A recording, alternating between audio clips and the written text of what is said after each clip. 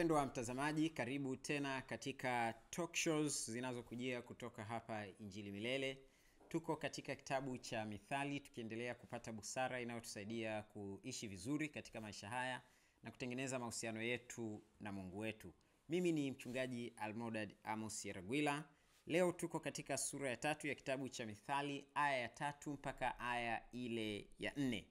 Biblia pale inasema, rehema na kweli zisifarakane nawe, zifunge shingoni mwako, ziandike juu ya kibao cha moyo wako, ndivyo utakavyopata kibali na akili nzuri mbele za Mungu na mbele ya mwanadamu.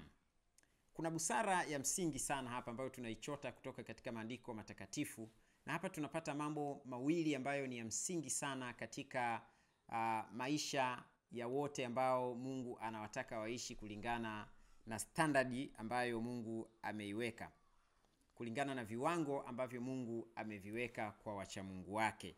Mambo haya mawili ni rehema na kweli. Leo watu wanatafuta kupendwa, watu wanatafuta kukubalika, watu wanatafuta kuheshimiwa na kuthaminiwa katika jamii.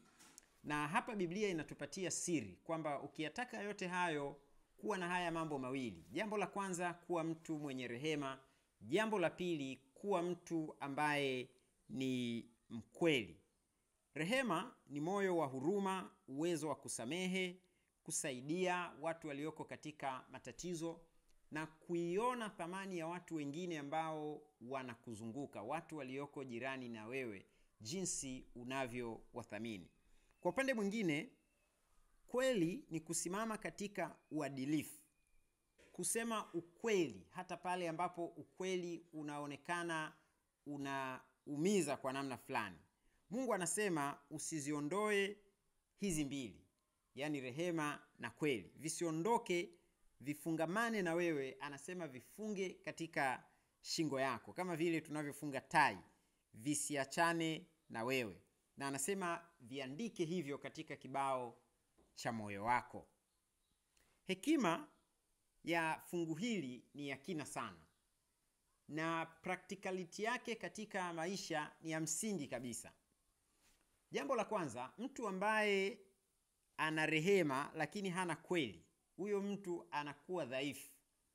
Ni mtu ambaye anaweza kukubali makosa kwa sababu anaogopa kwamba atamkwaza mtu fulani au kumuumiza mtu fulani.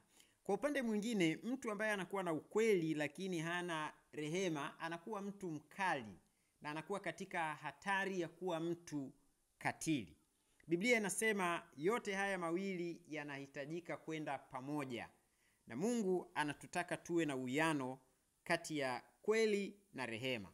Ukifanya hivyo, maandiko yanasema utapata kibali na akili nzuri mbele za Mungu na mbele ya wanadamu. Basi Mungu akubariki. Kama unataka heshima, unataka kuthaminiwa, unataka kukubalika, unataka kupendwa na jamii ambayo inakuzunguka, kuwa na rehema, kuwa na kweli, maisha yako yatakuwa yanayokubalika kwa Mungu na kwa wanadamu. Mungu akubariki katika jina la Yesu Kristo. Amen.